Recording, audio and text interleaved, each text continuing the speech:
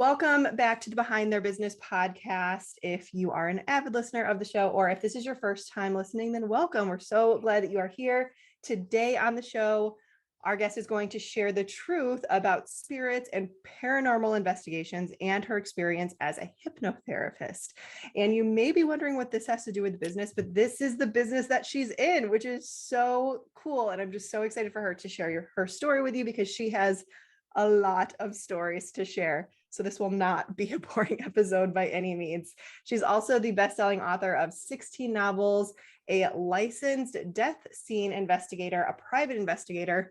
She worked as a funeral home management consultant for 10 years and has been a paranormal investigator for over 27 years. So you can imagine the things that she's seen in that time. So please welcome to the show, Deborah Leblanc. I'm so glad that you are here and sharing your story with us. Oh, thank you so much for having me on your program, Stephanie. I appreciate it. Yeah. So, all right, we have a lot to talk about. So let's just start with your journey from the corporate world. So I know that you were in the corporate world for a while before starting your business. So can you share a little bit about that experience and why you chose to step into the world of entrepreneurship? My father, most of it had to do with my dad. My parents had split up when I was about 8 years old. And I was raised by an emotional and physically abusive mother. So my whole deal was to protect my brother and my sister. But I always idolized my dad. He was never around him much, but I knew where to find him. And anytime I went over to talk to him, he would stop whatever he was doing and just sit and listen to me. And he always taught me that no matter what you put your mind to, if you're willing to work hard enough and sacrifice, you can become anything you want. And I took that as gospel. Okay, so I started off, I was married very young at 16. Had my first child at 18 and realized I had married a male version of my mother. Well, but I mean, I'm from South Louisiana and I'm Catholic, so, which, equals guilt and guilt. What do you have? Just this big web of crooked guilt. So I stuck with him. We had 3 daughters. And I jumped into the oil field business, which was, something I knew that would make money for my family if I was going to be dependent on my then husband.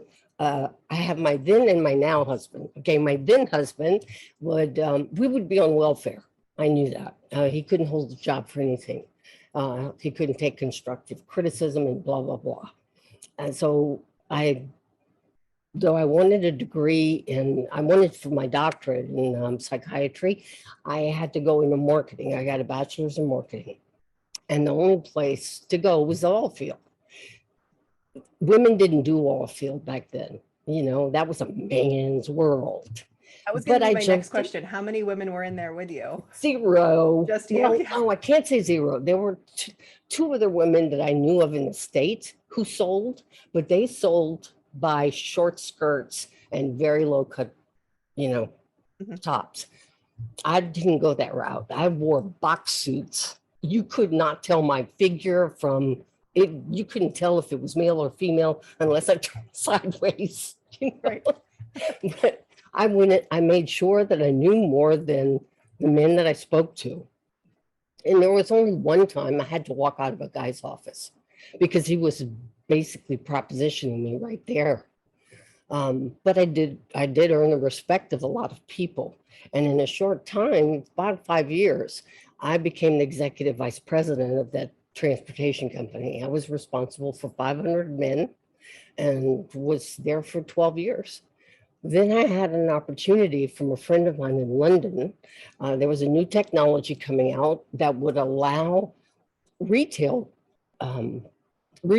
of fuel, Texaco, Shell, whoever, to monitor their fuel instead of using these big long sticks in the ground, in the fuel tanks. They'd measure by an ultrasonic gauge.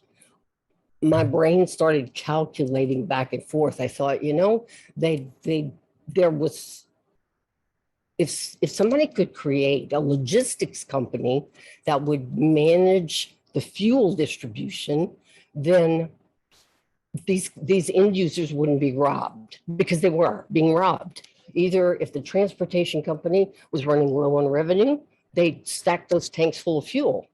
So the end user had to carry that excess inventory on their books at the end of the year. If the rack or the fuel supplier was running low on revenue, they'd do the same thing. Okay, so and they normally, these end users will typically have either the supplier or the transportation company managing the fuel, because they didn't understand distribution. I knew there needed to be a cop in the middle of that managing it. So I don't know if it was naivete or just, I was used to having a set of brass balls by that time, because I'd been, I was in a man's world, but it was going to be my way or the highway. It was not going to be what Mr. Man wanted over here. So what I did was I collected different IT people, somebody that understood about fuel tanks, somebody that understood about data processing and programming. And I created a system called Central Control Systems was the name of the company. Focus was the name of the program I created, which was a fuel ordering carrier utilization system. It didn't exist anywhere. And it just so happened that the program went live the moment hypnotherapy, the moment that hypermarts started. Hypermarts were like, an Albertsons or Safeway or whomever had fuel in front of the grocery stores. They did not. They were even more confused about how to do fuel distribution. So I would go to them and say, I'm the solution to your problem, and this is what I can do, blah, blah, blah. I'd left a mid six-figure annual income, to zero to start this company. I did management consulting in funeral homes to pay to grow that company. I didn't want to go to the bank. I didn't want to mortgage anything. So I paid for it. That's how I paid for it, by doing consulting work. And so what was the catalyst that led to leaving this job? Was there one big event that happened? Yes, that brainstorm, that phone call from London. Got it. Okay, great. Okay. I started putting the pieces together, and I said, you either going to go all in or you're going to leave this alone, because it was haunting me day and night. And I said, I'm all in. I just knew, my gut knew this was going to fly. And within 2 years of starting, we were already grossing in revenue $2 million. Oh my goodness. I sold that company 7 years ago, and it was a multinational, multi-million-dollar corporation by that time. Wow. Well, good for you. That's incredible. Wow. Yeah, just right timing. Yeah, absolutely. That's great. So you were doing all of that, and then you said you did the funeral home. Yep. Consulting. And then how did that lead into the paranormal side of things? That's what I'm really intrigued in. It didn't. Oh, really? It didn't. No. What led me into it was my middle daughter. She came to me. My middle daughter was the kind that was, if a car was moving, she was in it. Okay. She was a go, go, go, go, go. Nobody was a stranger. She talked to everyone. Well, it happened that she became friends with the producer of MTV's Fear program. And he was looking for scouts for supposedly haunted locations in Louisiana. So she just called and she said, Mom, do you want to give it a shot? Do you want to come with us? I said, oh yeah, I'm in. Okay. I was always interested in the afterlife. And so, I mean, all we had back then were disposable cameras, a compass, and like I said, that set of brass balls, because we went into some weird places. And I was hooked from there. Now it's almost 30 years I've been doing it. Now I've got every piece of equipment you see on these paranormal investigation shows. That's so interesting. So, okay. All right. So all right, I'm trying to conceptualize all this because I know that you've done so many things. So you were also a licensed death scene investigator. Where did that come in with the parent? I'm assuming this was after this experience with MTV, right? Yes, yes. Okay. Okay, great. I And what was does that in, mean specifically, the death scene investigator? okay. A death scene investigator is able to hang around while the police, they're there while the police are taping off the death scene, or the homicide or suicide scene. Okay. And what we would do, or what I was doing in consulting with funeral homes to earn my stripes, I had to go through the whole process. I helped with embalmings, I helped in morgues, with autopsies. So I've helped pick up more bodies than you can count. And what always got my curiosity was when we went into a homicide scene, I was picking up information. Let me just say, was picking up information and I knew, again, my gut was telling me they're looking in the wrong direction, but I couldn't say anything. Okay, I was not on their team. I picked up the body. We left with the body. That's what the funeral home did. Well, it just so happened that there was some university in Dalton, Georgia, that was offering either seasoned patrol officers or anyone who'd been in funeral service for 10 years could go in and become a licensed death scene investigator. And guess who had been in funeral service by that time for 10 years as a consultant? Because I was building that business, I had my other one growing. So it's like, okay, I'm going to have to let one go. Well, it was going to be the funeral home. But I was fascinated with this stuff because the stories, I was writing books at this time as well. It was such a great place for fodder, for stories, because I wrote paranormal suspense. Go figure. And so it led to that. I was able to get in, and then I was able to be with the police officers as they taped off the scene, as they looked in one direction or another, and was able to ask questions without them saying, look, dummies, you were looking in the wrong direction. I would ask a question in a roundabout way that would get them turned in a different direction. So I was able to help that way. I wanted to get behind the scenes. That was me. I need to have my hands, feet, everything stuck in the middle of everything I do. This is blowing my mind. I did not know that a death scene investigator, I assumed that had something to do with law enforcement. Honestly, I didn't realize that was another profession. So that's so cool. All right. So you were also, I know you wrote some novels during the time. Were those fiction novels? Yes, all fiction. Okay. So cool. Oh, except for one. It's a nonfiction that helps writers. It teaches them how to write 3 books at the same time. Wow. Okay. That's also sounds like a lot of work to do 3 books at the same time. Wow. That's amazing. All right. So are you doing any more of, I know you're in hypnotherapy now, so I would like to transition to that, but are you still doing any of the paranormal? Oh, yes. Okay. So what are you still doing today? I'm just curious more than anything. The team that I work with is Paradigm Paranormal, and also one called Through the Veil. Now, Through the Veil has been offered a series with Netflix. The head or the lead investigator for Through the Veil is Steve Blaze, who's with Lillian Axe, which is, I had no clue who that was, but since the 80s, they've put out like 12 albums. So, he was just inducted into the Louisiana Hall of Fame. Okay, it's headbanging music, which has me, no, I don't go there. I have no idea. No. So I'm still involved with them, but because Steve is really promoting a new album that's coming out, I'm now working with Paladine Paranormal. And in fact, next week we have a home that we're going to check out.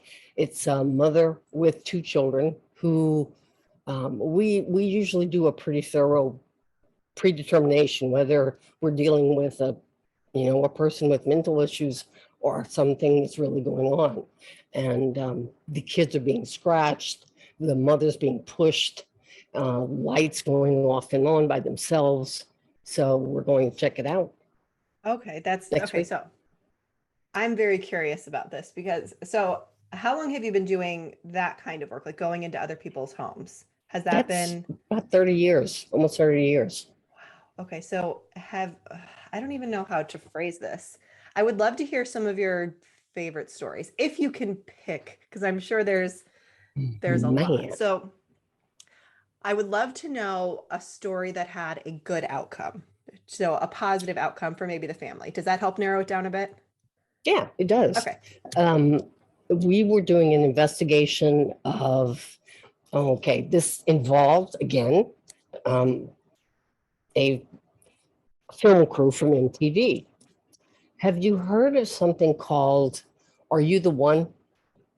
It's Maybe like not. teenagers. They look like teenagers to me. I mean, everybody today looks like a teenager to me. Once you reach a certain age, it's like a police officer pulls you over and you want to say, look, I'm going to put you on your knees if you don't behave yourself. Okay, stop with the attitude.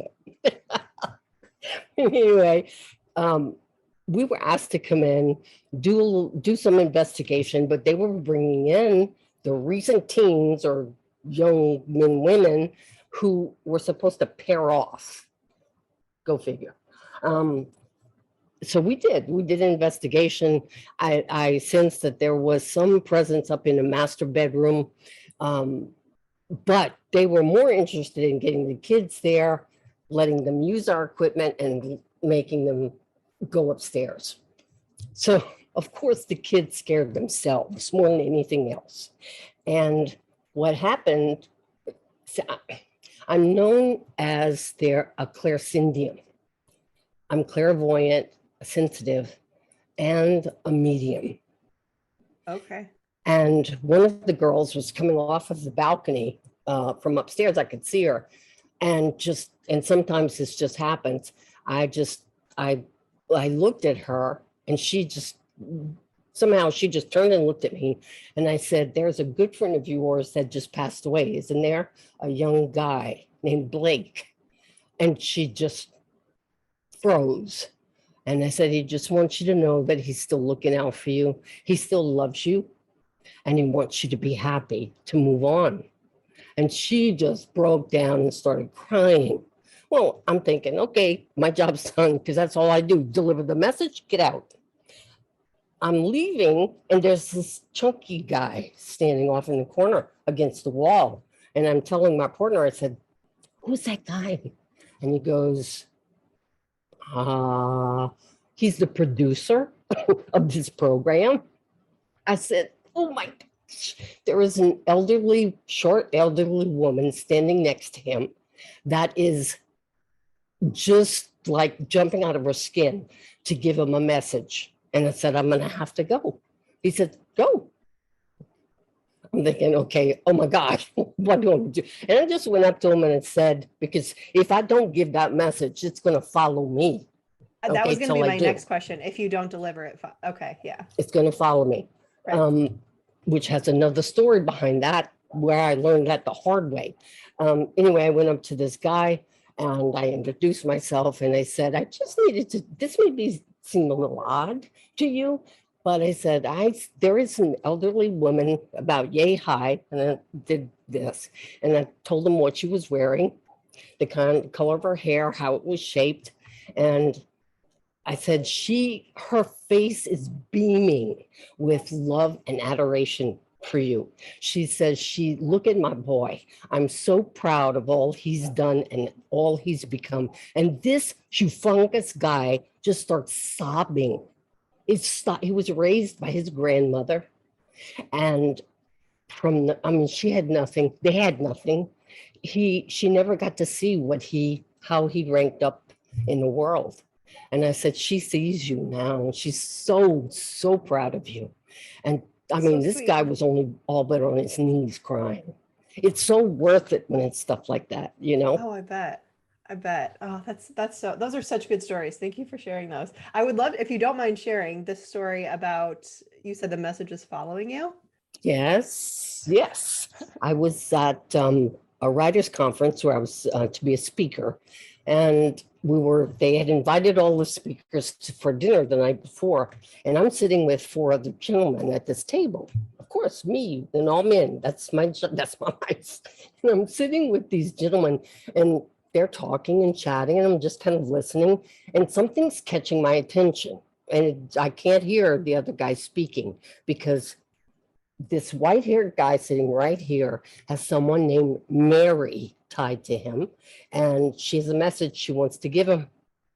And I said, I'm telling myself, you better shut your mouth, girl. You just showed up at this place. These people don't know you. I'm not spilling the beans, okay? Well, I didn't talk to him. I didn't tell him anything. I went to the hotel room that night, and all night long, I kept hearing Mary, Mary, Mary, Mary. I'm telling you, if I got 2 hours of sleep that night, it was a lot. I finally got up. I said, okay, I'll tell you what. After the speeches, everybody went into, it was a Kentucky book festival that we attended afterward.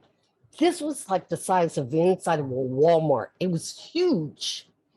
And I said, if it's to be, if this is really the deal, then he's going to find me. Okay. Now, when I'm telling you, imagine yourself sitting in one corner in a crowded room, and somebody is looking for you at the other end. Okay. And I'm sitting down, and there's a sea of heads over me. I said, okay, if it's to be, he'll find me, and I'll give him the message. Who do you think showed up at my table 15 minutes later? Of course. Of course. Yes, yes.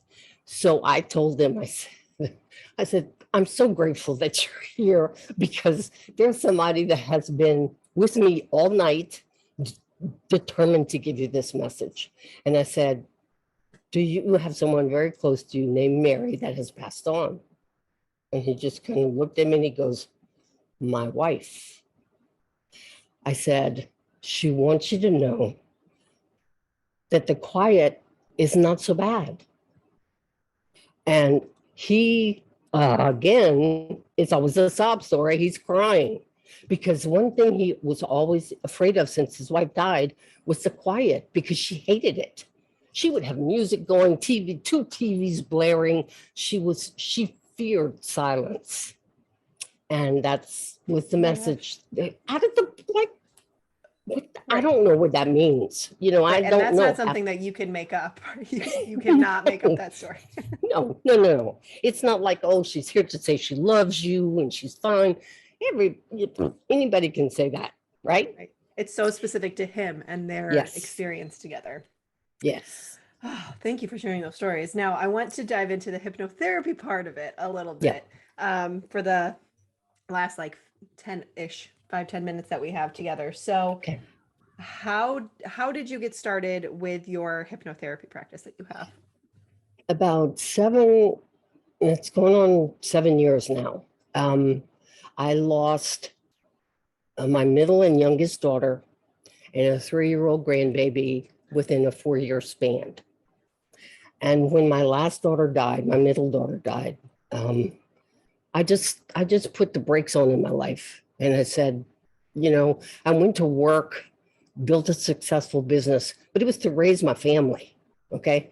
To raise my girls, give them opportunities in life to kind of choose or experience different things so they could choose a path that excited them. Well, my oldest was on her own. And now I had 2 of them dead and a grandbaby. I said, what are you doing with your life now? And when I was a little girl, because I was raised, you know, with an abusive mother, I always dreamed of being one of 3 things: a nun, Superman, or a psychiatrist. Okay. Well, the psychiatry thing, that didn't work out because I had to work. And school would take too long. Superman, I tried, you know, like to break my arm, but it didn't work. And the nun, forget about it. You know, so I said, I just wandered around for months, just in a fog. And my now husband was looking to do something with the road, and I was trying to investigate on Google how much dirt would be needed for a 1 mile road, filled dirt. And I'm Googling this, instead of dirt popping up, this college information pops up on hypnotherapy. And I just froze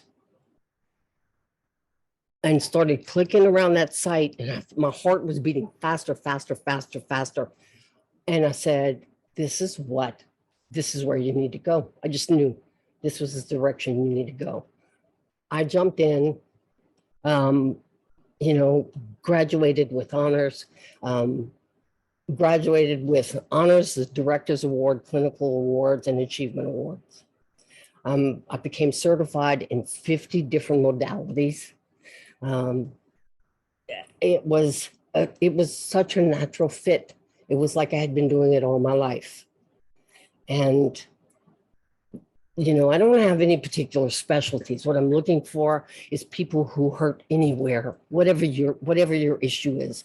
All of my daughters dealt with depression and anxiety because of the father that was not a father.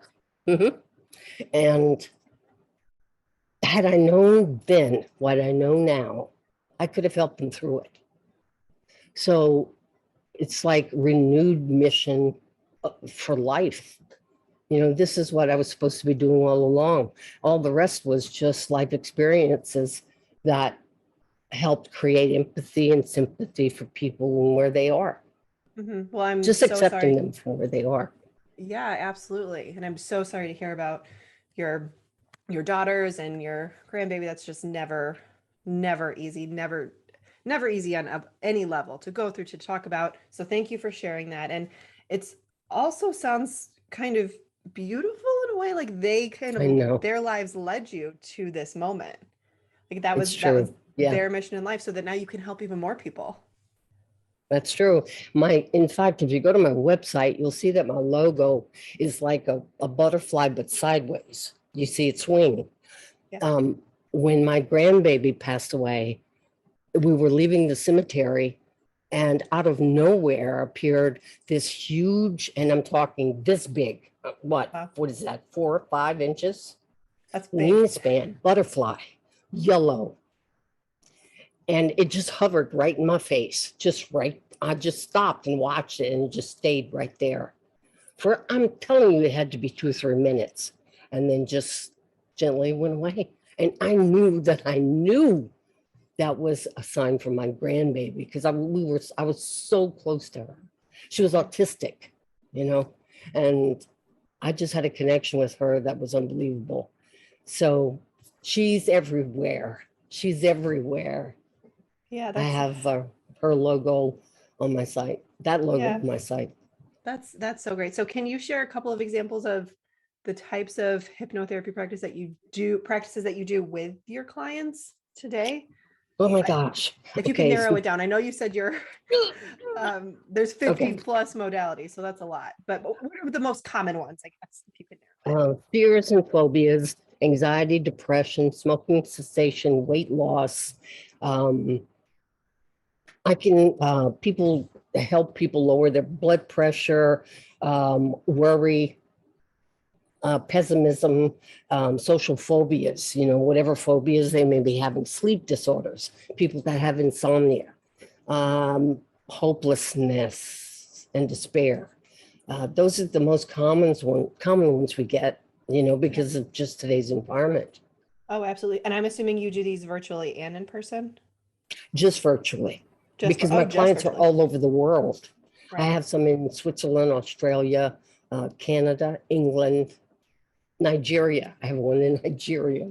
Yeah. Well, I'm glad that we're talking, because this is a good time to be talking about this, because I'm sure I know that there are a lot of people experiencing different things that you have mentioned that you helped with. So if you are listening to this and you need help with anything that Deborah has mentioned, she is the person to go to. So thank you again for being here, Deborah. I know that we just scratched the surface with your story, with your journey, but I appreciate you being here and sharing your stories with us, talking about what you do now. So before we hop off, do you have any just last minute words of wisdom for anybody listening today about, let's say, about running a business in general? Because I know you. Oh, about running a business. Yeah. If you have a dream and it's sitting right in your gut, and you know it's right, don't lose that dream. Hang on with the fingernails if you have to.